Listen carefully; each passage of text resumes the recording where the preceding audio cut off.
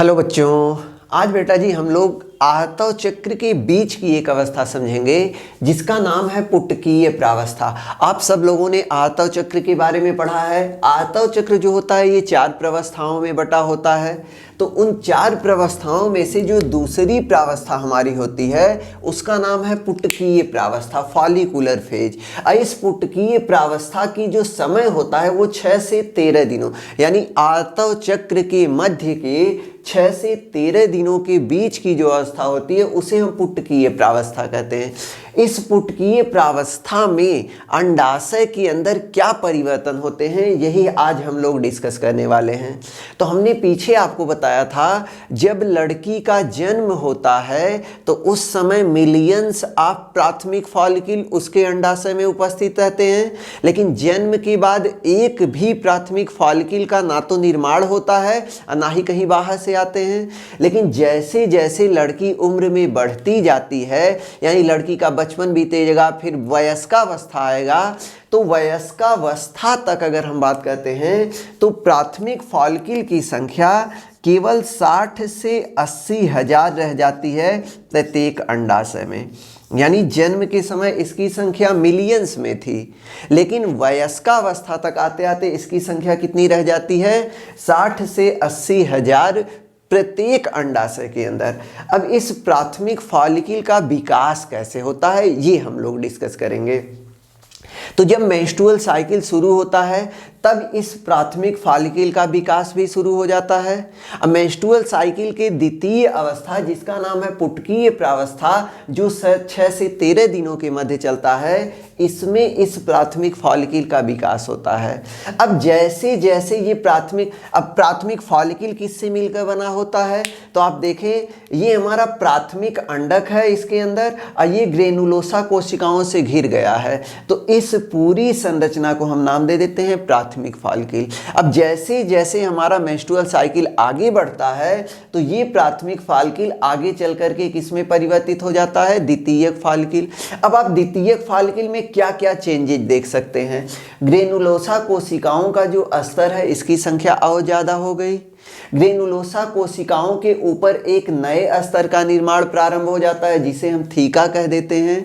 और इसके अंदर जो प्राथमिक अंडक है इसके चारों तरफ जूना पेलुसिडा नामक एक स्तर बन जाता है।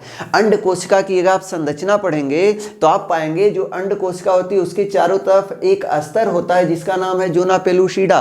इस जूना पेलुसिडा का निर्माण कहाँ होता है? द्वितीयक फॉलिकल के अंदर होता है। तो याद रखिएगा जब प्राथमिक द्वितीयक फॉलिकल में परिवर्तित होता है तो 2 चेंजेज आपको दिख रहे हैं। क्या क्या? सबसे पहले ग्रेनुलोसा कोशिकाओं का स्तर बढ़ जाता है।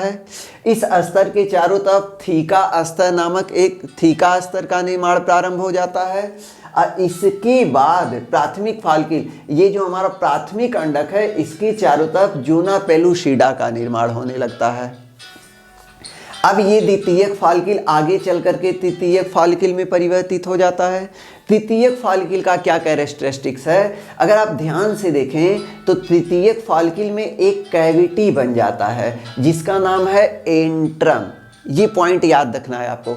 यानी द्वितीयक फॉलिकल जब तृतीयक फॉलिकल में परिवर्तित होता है तो जूना पेलुसिडा रहता है, थीका स्तर पूरी तरह से 2 भागों में बट जाता है और इसके अंदर एक फ्लूइड फील्ड कैविटी बन जाता है जिसे हम एंट्रम कहते हैं। ये इसका कैरेक्टरिस्टिक्स है।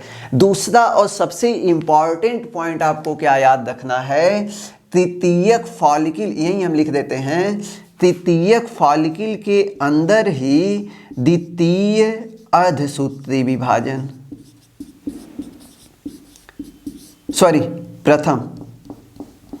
प्रथम अर्धसूत्री विभाजन।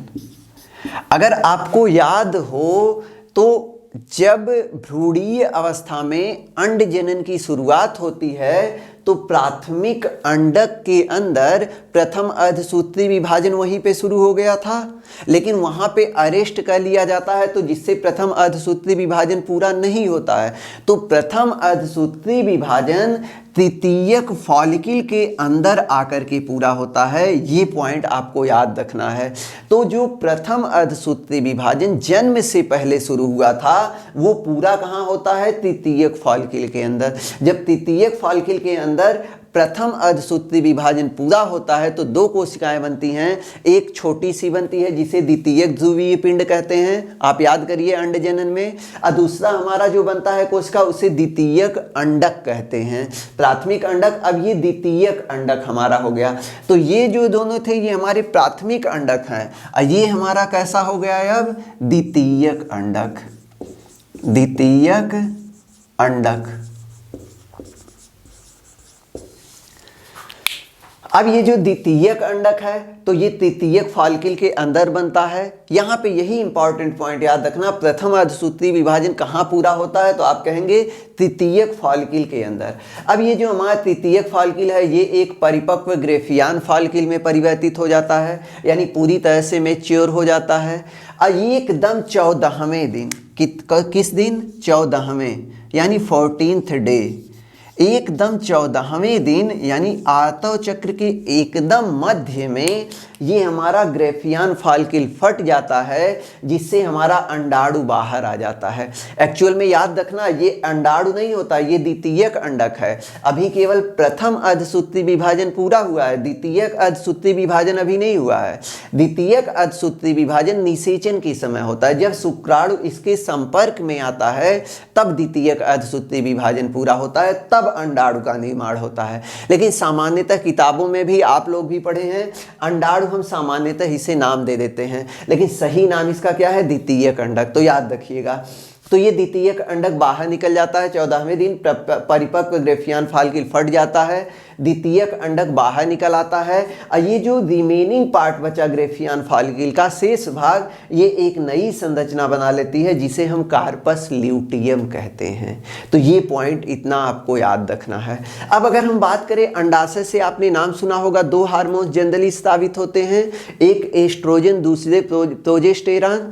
तो याद रखना ये जो फॉलिकल्स विकसित हो रहे हैं, ये विकसित होते हुए फॉलिकल या विकसित हो रहे फॉलिकल एस्ट्रोजन नामक हार्मोन्स का स्रावण करते हैं भारी मात्रा में, और प्रोजेस्टेरॉन का स्रावण करते हैं बहुत कम मात्रा में।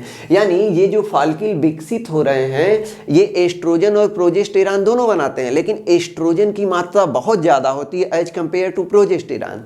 लेकिन जैसे ही ये फट जाता है तो जब कार्पस ल्यूटियम बनता है तो कार्पस ल्यूटियम भी एस्ट्रोजन प्रोजेस्टेरॉन दोनों को स्रावण करता है, लेकिन अब प्रोजेस्टेरॉन की मात्रा बहुत ज़्यादा हो जाती है। तो यानी कार्पस ल्यूटियम प्रोजेस्टेरॉन की मात्रा ज़्यादा मात्रा में स्रावित करती है, जबकि एस्ट्रोजन की मात्रा कम। जबकि ये वृद्धि करते हुए फॉलिकल एस्ट्रोजन का स्रावण ज़्यादा करते हैं, प्रोजेस्टेरॉन का कम, जो गर्भाशय का नियंत्रण करते हैं। तो ये अंडाशय हो गए हमारे। तो इतना आप याद रखिएगा, इसमें ये मोस्ट इंपॉर्टेंट है। बच्चे इसमें कंफ्यूज थे, इसीलिए हम इसको अलग से वीडियो बना दे रहे हैं, तो आप लोग अच्छे से इसको समझ लीजिएगा। चलिए मिलते हैं अगले वीडियो में। अगले वीडियो में हम लोग निषेचन पढ़ेंगे। तब तक के लिए धन्यवाद, थैंक यू।